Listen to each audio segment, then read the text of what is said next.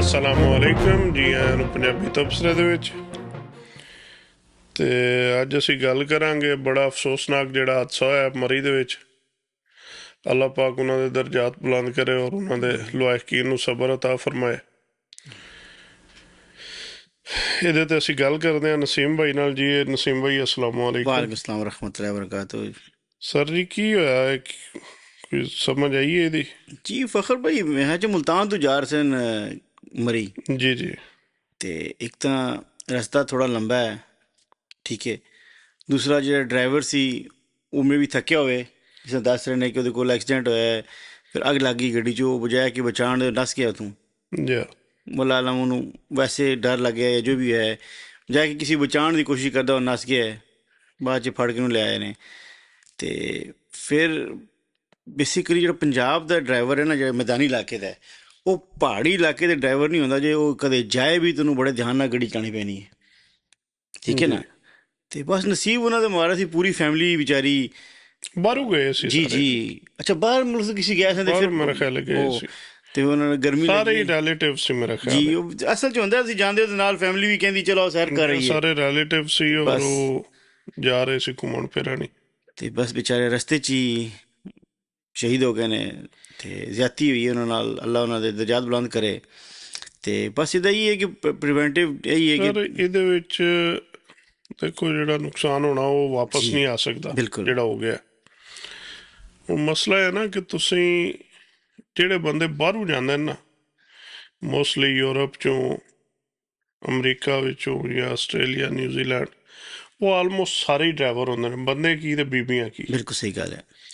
ਜਦੋਂ ਡਰਾਈਵਰ ਥੋੜ੍ਹਾ ਜਿਹਾ ਕਰਦਾ ਨਾ ਹੈਂਕੀ ਪੈਂਕੀ, ਤਾਂ ਉਹਨਾਂ ਨੂੰ ਪਤਾ ਲੱਗ ਜਾਂਦਾ। ਇਹ ਗੱਲ ਬਿਲਕੁਲ ਸਹੀ ਹੈ। ਜਾਂ ਤਾਂ ਉਹ ਸਾਰੇ ਹੀ ਸੌਂ ਗਏ ਨੇ, ਜਿਹੜੇ ਫਰੰਟ 'ਤੇ ਸੀ ਉਹ ਵੀ ਅਤੇ ਜਿਹੜੇ ਪਿੱਛੇ ਸੀ ਉਹ ਵੀ। ਕਿਉਂਕਿ ਜਿਹੜਾ ਬੰਦਾ ਉੱਥੇ ਆ ਰਿਹਾ ਸੀ ਨਾ ਪਿੱਛੇ ਉਹਦੇ, ਜੀ ਜੀ, ਉਹਦਾ ਬਕੌਲ ਉਹਦੇ ਕਿ ਗੱਡੀ ਡੋਲ ਰਹੀ ਸੀ, ਇਹਦਾ ਮਤਲਬ ਹੈ ਕਿ ਸੌਂ ਗਏ ਸੀ। ਬਿਲਕੁਲ। ਇੱਕ ਤਾਂ ਸਫ਼ਰ ਕਾਫੀ ਲੰਮਾ ਹੈ। ਫਿਰ ਇਹ ਹੁੰਦਾ ਕਿ ਹੁਣ ਸਾਡਾ ਵੀ ਇਹੀ ਕੰਮ ਹੈ, ਅਸੀਂ ਜਿਵੇਂ ਕੰਮ 'ਤੇ ਜਾਂਦੇ ਹਾਂ 2-4 ਘੰਟੇ ਸਾਨੂੰ ਜਾਗਦਿਆਂ ਹੋ ਜਾਂਦੇ ਨੇ ਜੀ। ਫਿਰ ਅਸੀਂ ਜਾਂਦੇ ਹਾਂ 2-4 ਘੰਟੇ ਉਹ ਪਾ ਕੇ 12 ਘੰਟੇ ਅਗਲੇ ਕਰਕੇ ਜਿਵੇਂ ਅਸੀਂ ਘਰ ਆਪਣੇ ਨੀਂਦਰ ਆਈ ਹੁੰਦੀ ਹੈ। ਬਿਲਕੁਲ। ਅਤੇ ਜੇ ਸਵਾਰੀ ਅਗਲੀ ਸੀਟ 'ਤੇ ਸੌਂ ਜਾਏ, ਪਲੱਸ ਏਅਰ ਕੰਡੀਸ਼ਨ ਲੱਗਿਆ ਹੋਇਆ ਅਤੇ ਬੰਦੇ ਨੂੰ ਏਸੀ ਚੱਲ ਰਿਹਾ, ਨੀਂਦਰ ਆ ਜਾਂਦੀ ਹੈ। ਕੋਈ ਸ਼ੱਕ ਨਹੀਂ ਹੈ। ਉਹ ਸੌਂ ਗਏ ਨੇ ਜੋ ਮੈਨੂੰ ਲੱਗਦਾ। ਇੱਕ ਤਾਂ ਇਹ ਗਲਤੀ ਨਹੀਂ ਕਰਨੀ ਚਾਹੀਦੀ ਕਿ ਇੰਨਾ ਲੰਮਾ ਸਫ਼ਰ ਸਟੇਟ ਇੱਕੋ ਹੀ ਡਰਾਈਵਰ ਹੋਵੇ। ਸਹੀ ਗੱਲ ਹੈ। ਦੂਸਰੇ ਨੰਬਰ 'ਤੇ ਜਿਹੜੇ ਫਰੰਟ 'ਤੇ ਨੇ ਉਹਨਾਂ ਨੂੰ ਸੌਣਾ ਨਹੀਂ ਚਾਹੀਦਾ। ਬਿਲਕੁਲ ਸਹੀ ਗੱਲ ਹੈ। ਅੱਗੇ ਤਾਂ ਗੱਡੀਆਂ ਦੇ ਵਿੱਚ ਲਿਖਿਆ ਹੁੰਦਾ ਸੀ ਕਿ ਫਰੰਟ 'ਤੇ ਜੀ ਨਹੀਂ, ਰੂਲ ਹੋਣਾ ਚਾਹੀਦਾ ਬਿਲਕੁਲ ਇਸ ਤਰ੍ਹਾਂ। ਅੱਗੇ ਵਾਲਾ ਬੰਦਾ, ਕਿਉਂਕਿ ਡਰਾਈਵਰ ਨੂੰ ਵੀ ਵੇਖ ਕੇ ਨੀਂਦ ਆਉਣੀ ਸ਼ੁਰੂ ਹੋ ਜਾਂਦੀ। ਹੁਣ ਮੈਨੂੰ ਪਤਾ ਨਾ, ਮੇਰੇ ਨਾਲ ਸਵਾਰੀ ਪਿਛਲੀ ਸੀਟ 'ਤੇ ਵੀ ਸੌਂ ਜਾਏ ਨਾ ਤਾਂ ਮਨ ਨੀਂਦਰ ਆਉਣੀ ਸ਼ੁਰੂ ਹੋ ਜਾਂਦੀ, ਕੁਦਰਤੀ ਗੱਲ ਹੈ। ਹਾਲਾਂਕਿ ਇਹ ਵੀ ਨਹੀਂ ਪਤਾ, ਪਿੱਛੇ ਵੇਖਿਆ ਵੀ ਕਦੀ ਨਹੀਂ ਮੈਂ ਸੁੱਤੀ ਹੈ ਕਿ ਜਾਗਦੀ ਹੈ। ਲੇਕਿਨ ਜਦੋਂ ਮਨ ਨੀਂਦਰ ਆਉਣੀ ਸ਼ੁਰੂ ਹੋਵੇ ਨਾ, ਮੈਂ ਤਾਂ ਪਿੱਛੇ ਮੁੜ ਕੇ ਵੇਖਣਾ ਉਹ ਸੁੱਤੀ ਕਿ ਜਾਗਦੀ। 2-3 ਝਟਕੇ ਮਾਰੋ ਵੀ ਉੱਠ ਜਾਓਗੇ ਦੋਵੇਂ। ਨਹੀਂ, ਮੈਂ ਜਗਾ ਲੈਣਾ। ਅੱਛਾ, ਮੈਂ ਤਾਂ ਕਹਿੰਦਾ ਭਾਈ ਤੂੰ ਸੌਣਾ ਤੇ ਫਿਰ ਮੈਂ ਵੀ ਸੌਣਾ,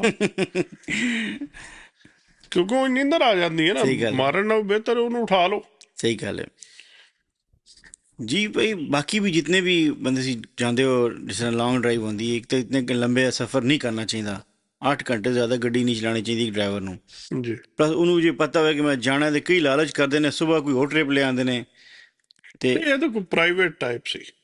ਨਹੀਂ, ਪ੍ਰਾਈਵੇਟ ਬੁਕਿੰਗ ਵਾਲਾ ਸੀ ਜਾਂ ਪਰਸਨਲ ਗੱਡੀ ਸੀ? ਬੁਕਿੰਗ ਵਾਲੇ ਹੀ ਹੋਣੇ ਨਾ। ਨਹੀਂ, ਬੁਕਿੰਗ ਵਾਲੇ ਵੀ ਜਿਹੜੇ ਪ੍ਰਾਈਵੇਟ ਨੇ ਨਾ, ਇਸ ਤਰ੍ਹਾਂ ਬੁਕਿੰਗ ਨਹੀਂ ਜਾਂਦੀ, ਕਿਉਂਕਿ ਅੱਜ ਕੱਲ੍ਹ ਐਡਾ ਮੰਦਾ ਚੱਲ ਰਿਹਾ ਨਾ, ਕੋਈ ਐਡਾ ਸਿਸਟਮ ਨਹੀਂ ਚੱਲ ਰਿਹਾ। ਇਹ ਉਹ ਹੈ ਵੀ ਨਹੀਂ ਸੀ ਕਿ ਬੁਕਿੰਗ ਵਾਲੀ ਜਿਹੜੀ ਲੱਗਦੀ ਆ ਆਮ ਚੱਲਣ ਵਾਲੀ ਗੱਡੀ, ਉਹ ਨਹੀਂ ਹੈ।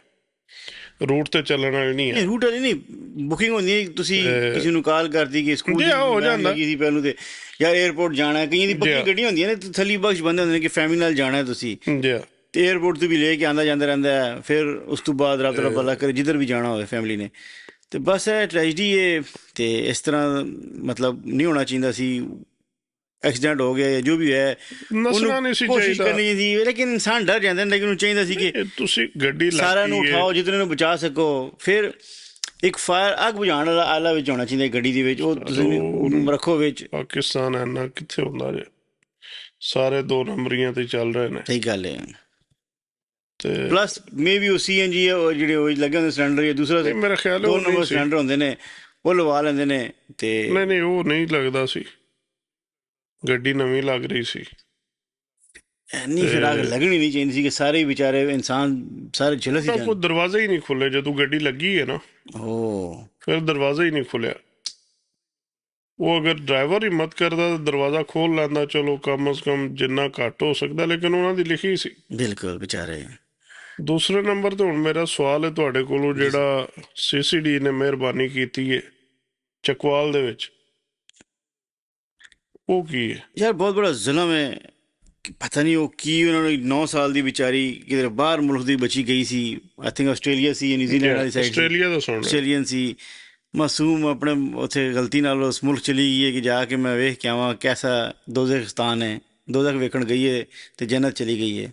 ਮੈਂ ਤੁਹਾਨੂੰ ਇਹੀ ਕਹਾਂਗਾ ਕਿ ਜੋ ਜੋ ਉੱਥੇ ਹੋ ਰਿਹਾ, ਜਿਸ ਤਰ੍ਹਾਂ ਕੰਮ ਨੱਪੇ ਨੇ ਇਹਨਾਂ ਨੇ, ਇਹ ਕੋਈ ਤਰੀਕਾ ਨਹੀਂ ਹੈ। ਮੈਂ ਪੰਜਾਬ ਅਸੈਂਬਲੀ 'ਚ ਖੁਦ ਇੱਕ ਬੰਦੇ ਨੂੰ ਸਵਾਲ ਕਰਦਿਆਂ ਪੁੱਛਿਆ, ਜਿਹੜੇ ਸਪੀਕਰ ਨੇ ਪੰਜਾਬ ਦੇ ਮਲਿਕ ਮੁਹੰਮਦ ਖਾਨ ਸਾਹਿਬ, ਜੀ ਠੀਕ ਹੈ ਨਾ, ਉਹਨਾਂ ਨੂੰ ਸੀਸੀਡੀ ਬਾਰੇ ਨੇ ਪੁੱਛਿਆ ਤੇ ਉਹਨਾਂ ਦਾ ਅੱਗੋਂ ਬਜਾਏ ਉਹਨਾਂ ਦਾ ਜਵਾਬ ਸੀ ਕਿ ਅੱਛਾ ਕੰਮ ਨਹੀਂ ਕਰ ਰਹੇ ਭਾਈ, ਕੱਲ ਤੁਹਾਡੀ ਵਾਰੀ ਵੀ ਆ ਸਕਦੀ ਹੈ, ਜਿਸ ਵਕਤ ਹਕੂਮਤ ਲਏਗੀ ਤਾਂ ਜਿਹੜਾ ਕੰਮ ਕਰ ਰਹੇ ਨੇ ਜੀ ਕਿਸੇ ਬੰਦੇ ਵੀ ਆ ਸਕਦੀ ਜਿਹੜਾ ਇਹ ਅੱਲਾਹ ਪਾਕ ਦਾ ਨਿਜ਼ਾਮ ਹੈ। ਤੇ ਤੁਹਾਡੀ ਕੱਲ ਤੁਸੀਂ ਕਾਨੂੰਨ ਬਣਾਓ, ਤੁਸੀਂ ਪੋਲੀਟੀਸ਼ੀਅਨ ਹੋ, ਤੁਸੀਂ ਲਾਅ ਮੇਕਰ ਹੋ, ਤੁਸੀਂ ਕਾਨੂੰਨ ਐਸੇ ਬਣਾਓ ਕਿ ਆਵਾਮ ਨੂੰ ਫੜਿਆ ਜਾਏ ਤੇ ਸਜ਼ਾ ਦਿਵਾਈ ਜਾਏ ਅਦਾਲਤ ਦੇ ਜ਼ਰੀਏ, ਜਿਹੜੇ ਤਰੀਕਾ ਪੂਰੀ ਦੁਨੀਆ ਤੇ। ਇਹ ਕੀ ਹੈ ਕਿ ਸੀਸੀਡੀ ਵਾਲੇ ਨੂੰ ਜਿੱਦੇ ਮਰਜ਼ੀ ਫਾਇਰਿੰਗ ਕਰ ਦੇਣਾ, ਮਾਸੂਮ ਬੱਚੀ ਕਿਹੜੀ ਦਹਿਸ਼ਤਗਰਦ ਸੀ ਜਾਂ ਇਹਨੇ ਕਿਹੜਾ ਗੁਨਾਹ ਕੀਤਾ ਹੈ। ਉਹਦੇ ਜਿਹੜਾ ਵਾਲਦ ਹੈ ਉਹਦਾ ਮਹਿਲ ਦਾਦਾ ਨਾਲ ਜੀ ਜੀ, ਉਹਨਾਂ ਨੂੰ ਜਿਹੜੀਆਂ ਗੋਲੀਆਂ ਲੱਗੀਆਂ ਨੇ ਉਹ ਜ਼ਖਮੀ ਨੇ। ਮਤਲਬ ਇਹ ਕੀ ਵਜ੍ਹਾ ਹੈ? ਕਿਸੇ ਨੇ ਮਤਲਬ ਜਿਹੜਾ ਬੰਦਾ ਬਾਹਰੋਂ ਜਾਂਦਾ ਉਹਦੀ ਕੋਈ ਜ਼ਮੀਨ ਜਾਇਦਾਦ ਹੁੰਦੀ ਪਿੱਛੇ ਜਾਂ ਕਿਸੇ ਨੂੰ ਕੋਈ ਦੇਣਾ ਹੁੰਦਾ, ਉਹਨੇ ਕਿਹਾ ਜਾਨ ਹੀ ਛੁਡਾਓ ਇਹਨਾਂ ਕੋਲ, ਇਹਨਾਂ ਨੂੰ ਮਰਵਾ ਹੀ ਦੇ ਸੀਸੀਡੀ ਕੋਲ, ਕੀ ਇਹਨਾਂ ਜੁਰਮ ਕਰ ਲੈਣਾ ਸੀ। ਤੇ ਪਾਕਿਸਤਾਨ 'ਚ ਕਿਹੜਾ ਵਾਕਈ ਜੁਰਮ ਖਤਮ ਹੋ ਚੁੱਕੇ ਨੇ, ਜਗ੍ਹਾ ਜਗ੍ਹਾ ਤੇ ਉੱਥੇ ਗਲਤ ਕੰਮ ਹੋ ਰਿਹਾ ਹਰ ਕਿਸਮ ਦਾ, ਜੀ ਉੱਥੇ ਨਸ਼ਾ ਖੁੱਲਾ ਵਿਕ ਰਿਹਾ, ਹਰ ਕਿਸਮ ਦਾ ਗੁਨਾਹ ਹੋ ਰਿਹਾ, ਸਭ ਕੁਝ ਹੋ ਰਿਹਾ। ਤੇ ਇਹ ਮਾਸੂਮ ਬੱਚੀ ਇਹਨਾਂ ਨੂੰ ਮਿਲੀ ਸੀ ਜਾਂ ਖਾਨਦਾਨ ਮਿਲਿਆ ਸੀ, ਤੇ ਇਹ ਹੁਣ ਇਹਨੂੰ ਰੋਕਣਾ ਚਾਹੀਦਾ ਹੈ। ਤੇ ਮਤਲਬ ਹੈ ਕਿ ਜਿਹੜੇ ਮਾਰਨ ਵਾਲੇ ਨੇ ਯਾਰ, ਉਹਨਾਂ 'ਚ ਇਨਸਾਨੀਅਤ ਹੀ ਨਹੀਂ ਹੈ। ਉਹ ਕੀ ਹੈ ਉਹਨਾਂ 'ਚ? ਕੀ ਮਸ਼ੀਨਾਂ ਨੇ? ਸਮਝ ਤੋਂ ਕੰਮ ਬਾਹਰ ਹੈ, ਗੱਡੀ ਜਾ ਰਹੀ ਹੈ ਤੇ ਉਹਦੇ ਤੇ ਫਾਇਰਿੰਗ ਕਰਨਾ ਕੋਈ ਸੈਂਸ ਨਹੀਂ ਬਣਦੀ। ਨਹੀਂ ਬਣਦੀ, ਇਹ ਬਹੁਤ ਗਲਤ ਗੱਲ ਹੈ। ਔਰ ਅੱਲਾ ਇਹਨਾਂ ਨੂੰ ਹਦਾਇਤ ਦੇ ਤੇ ਕੋਈ ਕਿ ਹੁਣ ਉਹ ਰੋਕੇ ਕਹਿ ਰਹੇ ਇਹਨਾਂ ਨੇ ਨੂੰ। ਉਹਨੂੰ ਫੜ ਲਿਆ ਤਾਂ ਉਹਨੂੰ ਅਸੀਂ ਸਸਪੈਂਡ ਕਰ ਨਹੀਂ, ਦਿੱਤਾ। ਉਹ ਖਬ ਕਾਰਵਾਈ ਖਤਮ ਹੋ ਜਾਣੀ ਹੈ। ਫਸਟ ਆਫ ਆਲ ਤੁਹਾਡਾ ਇਦਾਰਾ ਕੋਈ ਗਲਤੀ ਕਰਦਾ ਹੈ ਨਾ, ਤੇ ਫਿਰ ਉਹਨੂੰ ਕੋਈ FIA ਜਾਂ ਕੋਈ ਹੋਰ ਇਦਾਰਾ ਇਨਵੈਸਟੀਗੇਟ ਕਰੇ ਨਾ। ਆਪਣਾ ਨੇ ਤੇ ਐਸੇ ਵਿੱਚ ਉਹਨਾਂ ਨੇ ਕਰ ਦੇਣੇ ਨੇ, ਸਜ਼ਾ ਅੱਲਾ ਕਰੇ ਹੋਵੇ ਇਹਨਾਂ ਨੂੰ, ਲੇਕਿਨ ਕੀ ਹੋਣੀ ਫਿਰ ਹੈ? ਵੀ ਕੀ ਫਾਇਦਾ? ਉਹ ਬੱਚੀ ਤੇ ਵਾਪਸ ਨਹੀਂ ਆ ਉਹ ਸਕਦੀ। ਬਿਲਕੁਲ ਨਹੀਂ ਆ ਸਕਦੀ। ਗੱਲ ਤੁਹਾਡੀ ਠੀਕ ਹੈ, ਬੇਗੁਨਾਹ ਸੀ ਪੂਰਾ ਖਾਨਦਾਨ, ਲੇਕਿਨ ਉਹ ਬੱਚੀ ਤੇ ਬਿਲਕੁਲ ਹੀ ਬੇਗੁਨਾਹ ਸੀ ਨਾ। ਦੇਖੋ ਅਸੂਲਨ ਤਾਂ ਇਹ ਕਾਨੂੰਨ ਕਹਿੰਦਾ ਹੈ ਕਿ ਸਰ ਪੁਲਿਸ ਦਾ ਕੰਮ ਹੈ ਬੰਦੇ ਨੂੰ ਫੜ ਕੇ ਉਹਦੇ ਸਾਰੇ ਸਬੂਤਾਂ ਨਾਲ ਜਾਇਜ਼ ਸਾਹਮਣੇ ਪੇਸ਼ ਮੈਂ ਕਰੇ। ਤੇ ਜਦੋਂ ਖਬਰ ਸੁਣੀ ਹੈ ਨਾ, ਮੈਨੂੰ ਤਾਂ ਇੱਕੋ ਹੀ ਚੀਜ਼ ਨਜ਼ਰ ਆਈ ਹੈ। ਹੁਣ ਪਿੱਛੇ ਜੇ ਕੋਈ 15 ਦਿਨ ਪਹਿਲੇ ਦੀ ਗੱਲ ਹੈ, ਗੁਜਰਾਤ ਦੀ, ਮੀਆਂ ਬੀਵੀ ਬਾਹਰੋਂ ਗਏ ਨੇ, ਸਕਿਆ ਭਾਈਆਂ ਨੇ ਮਾਰ ਛੜਿਆ, ਬਾਅਦ ਚ ਫੜੇ ਵੀ ਗਏ ਨੇ ਸੀਸੀਡੀ ਨੇ, ਇੱਕ ਮੇਰਾ ਮਾਰ ਛੜਿਆ, ਇੱਕ ਫੜ ਲਿਆ। ਇਸੇ ਤਰ੍ਹਾਂ ਹੀ ਹੁਣ ਸਾਹਮਣੇ ਤਾਂ ਕੋਈ ਨਹੀਂ ਆ ਰਿਹਾ, ਫੜਿਆ ਉਹ ਪੁਲਿਸ ਵਾਲਾ ਗਿਆ, ਪਿੱਛੇ ਕੌਣ ਹੈ ਇਹ ਕੋਈ ਪਤਾ ਨਹੀਂ। ਇਹ ਫੁੱਲ ਇਨਵੈਸਟੀਗੇਸ਼ਨ ਹੋਣੀ ਚਾਹੀਦੀ ਹੈ। ਦੇਖੋ ਅੱਜ ਕੱਲ੍ਹ ਤਾਂ ਐਸਾ ਪਾਕਿਸਤਾਨ 'ਚ ਟੈਕਨੋਲੋਜੀ ਆ ਗਈ ਹੈ ਨਾ ਕਿ ਬੰਦਾ ਫੜਨੇ ਤੇ ਆਉਣ ਨਾ, ਤੇ ਉਹ ਤੁਹਾਡੇ ਫੋਨ 'ਤੇ ਹੀ ਫੜਿਆ ਜਾਂਦਾ ਹੈ। 2 ਮਿੰਟ ਨਹੀਂ ਲੱਗਦੇ। ਐਸਾ ਉਹਨਾਂ 2 ਮਿੰਟ ਕੋਲ ਨਹੀਂ ਸਿਸਟਮ ਲੱਗਦੇ। ਆ ਚੁੱਕਿਆ ਹੈ ਕਿ ਤੁਸੀਂ ਹੈਰਾਨ ਹੋ ਜਾਓਗੇ ਯਾਰ, ਪਾਕਿਸਤਾਨ 'ਚ ਵੀ ਟੈਕਨੋਲੋਜੀ ਪਹੁੰਚ ਚੁੱਕੀ ਹੈ। ਜੇ ਫੜਨਾ ਚਾਹਣ ਤਾਂ ਤੁਹਾਡੇ ਫੋਨਾਂ ਦੇ ਰਿਕਾਰਡ ਤੋਂ ਤੁਹਾਡਾ ਹਰ ਇੱਕ ਚੀਜ਼ ਜਿਹੜਾ ਨਾ ਰਿਕਾਰਡ ਤੇ ਆ ਜਾਂਦੀ ਸਾਹਮਣੇ, ਉਹ ਬੰਦਾ ਸਰ ਖੁਦ ਬੋਲਣਗੇ। ਜੇ ਇਨਵੈਸਟੀਗੇਸ਼ਨ ਪ੍ਰੋਪਰ ਹੋਵੇ ਤਾਂ ਪਾਕਿਸਤਾਨ ਜਿਹੜਾ ਮੁਲਵਿਸ ਸਾਹਮਣੇ ਆ ਸਕਦਾ ਹੈ। ਅੱਲਾਹ ਪਾਕ ਦਾ ਹੀ ਅਜ਼ਾਬ ਹੈ। ਸਾਨੂੰ ਸਮਝ ਨਹੀਂ ਆ ਰਹੀ ਕਿ ਅਸੀਂ ਕਰ ਕੀ ਰਹੇ ਹਾਂ ਤੇ ਹੋ ਕੀ ਰਿਹਾ। ਸਰ ਤੁਹਾਨੂੰ ਪਤਾ ਹੋਣਾ ਚਾਹੀਦਾ ਲਈਆ ਦੇ ਹੈ ਵਿੱਚ ਕਿ ਜੋ ਹੋ ਰਿਹਾ ਉੱਥੇ। ਲਈਆ ਦੇ ਵਿੱਚ ਬੇਟੇ ਨੇ ਬਾਪ ਨੂੰ ਮਾਰ ਛੜਿਆ। ਬੇਟਾ ਹਫਜ਼ੇ ਕੁਰਾਨ ਹੈ, ਜ਼ਿਆਦਾ ਉਮਰ ਹੋਈ ਤੇ ਉਹਦੀ ਮੈਂ 17-18 ਸਾਲ ਹੋਣੀ ਹੈ ਜਿਹੜੀ ਨਜ਼ਰ ਆ ਰਹੀ ਹੈ। ਪਿਓ ਦੀ ਜਿਹੜਾ 45 ਕੁ ਸਾਲ ਹੋਏਗੀ। ਮਾਰ ਕੇ ਨਹਿਰ 'ਚ ਸੁੱਟ ਦਿੱਤਾ। ਗੱਲ ਇਹ ਕਿ ਉੱਥੇ ਤੁਸੀਂ ਕੋਈ ਖੈਰ ਦੀ ਖਬਰ ਲੱਭਦੀ ਕੋਈ ਨਹੀਂ। ਜਦੋਂ ਤੁਸੀਂ ਕੋਈ ਮੀਡੀਆ ਆਨ ਕਰੋ ਨਾ ਕਿਸੇ ਕਿਸਮ ਦਾ ਵੀ, ਤਾਂ ਉਹਦੇ ਵਿੱਚ ਇੱਕ ਦੋ ਖਬਰਾਂ ਇੰਨੀਆਂ ਆਉਂਦੀਆਂ ਨੇ। ਇਹ ਗੱਲ ਬਿਲਕੁਲ ਸਹੀ ਹੈ ਕਿ ਖੈਰ ਦੀ ਖਬਰ ਉੱਥੋਂ ਕਦੀ ਆਈ ਨਹੀਂ। ਕੋਈ ਦਿਨ ਖੈਰ ਦਾ ਲੰਘ ਜੇ ਨਾ ਉਹ ਗਰੀਬ ਸੋਚ ਰਿਹਾ ਤੇ ਨਾ ਅਮੀਰ ਸੋਚ ਰਿਹਾ ਕਿ ਸਾਡੇ ਨਾਲ ਇੰਝ ਹੋ ਕਿਉਂ ਰਿਹਾ। ਇਹ ਉਹ ਖਬਰਾਂ ਨੇ ਜਿਹੜੀਆਂ ਆ ਰਹੀਆਂ ਨੇ, ਜੀ ਇਹ ਬੜੀਆਂ ਖਬਰਾਂ ਨੇ ਜਿਹੜੀਆਂ ਆਉਂਦੀਆਂ ਹੀ ਨਹੀਂ। ਬਿਲਕੁਲ ਸਹੀ ਗੱਲ ਹੈ ਜੀ। ਤੇ ਉਹ ਇਹ ਚੀਜ਼ ਹੈ ਕਿ ਇਹ ਚੀਜ਼ਾਂ ਸੋਚਣੀਆਂ ਚਾਹੀਦੀਆਂ ਨੇ ਸਾਰਿਆਂ ਨੂੰ। ਅੱਲਾਹ ਪਾਕ ਕੋਲ ਮਾਫੀ ਮੰਗੀਏ ਸਾਰੇ ਰਲ ਕੇ, ਹੋ ਸਕਦਾ ਸਾਡੇ ਗੁਨਾਹ ਹੀ ਸਾਡੇ ਅੱਗੇ ਆ ਰਹੇ ਨੇ। ऑफ कोर्स यही गल है सर।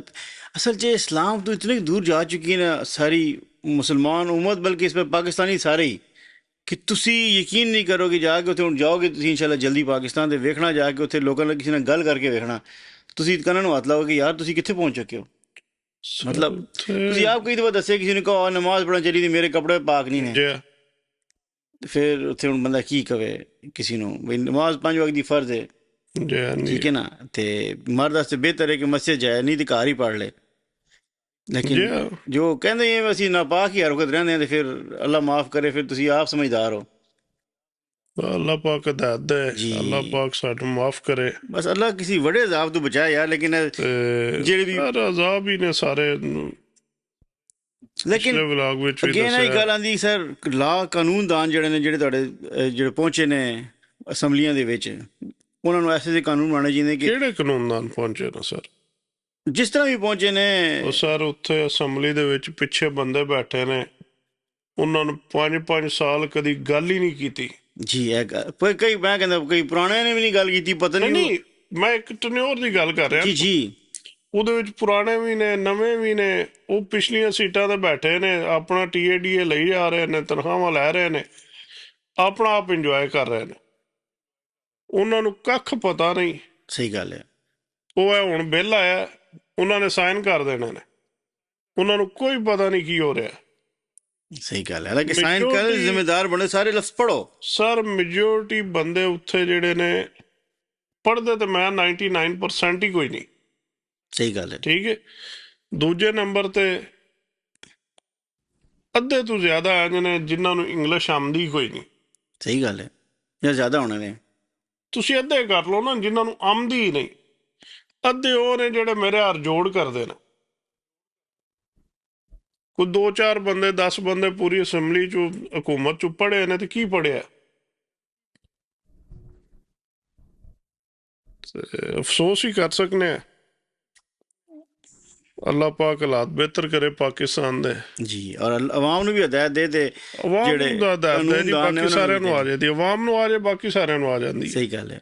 ਕਿਉਂਕਿ ਉਹ ਵੀ ਆਵਾਮ ਵਿੱਚੋਂ ਹੀ ਗਏ ਨਾ। ਜੀ ਬਿਲਕੁਲ, ਜੈਸੀ ਆਵਾਮ ਵੈਸੇ ਵੈਸੇ ਲੀਡਰ। ਉਹ ਲੀਡਰ ਤੇ ਗਿਲਾ ਨਹੀਂ ਕਰਨਾ ਚਾਹੀਦਾ ਲੀਡਰਾਂ ਦੇ, ਪਹਿਲੇ ਆਵਾਮ ਆਪਣੇ ਆਪ ਨੂੰ ਸਹੀ ਕਰੇ। ਸਾਰਾ ਆਵਾਮ ਸਹੀ ਹੋ ਜਾਏ ਤੇ ਹਰਸ਼ਾ ਸਹੀ ਹੋ ਜਾਂਦੀ। ਸਹੀ ਗੱਲ ਹੈ। ਲੋ ਠੀਕ ਹੈ ਜੀ, ਇਜਾਜ਼ਤ ਦਿਓ। ਅਗਰ ਕੋਈ ਗੱਲ ਮਾੜੀ ਲੱਗੀ ਹੋਵੇ ਤਾਂ ਮਾਜ਼ਰਤ। ਤੇ ਚੈਨਲ ਨੂੰ ਲਾਈਕ ਸ਼ੇਅਰ ਔਰ ਸਬਸਕ੍ਰਾਈਬ ਕਰੋ। ਅੱਲਾ ਹਾਫਿਜ਼। ਅੱਲਾ ਹਾਫਿਜ਼।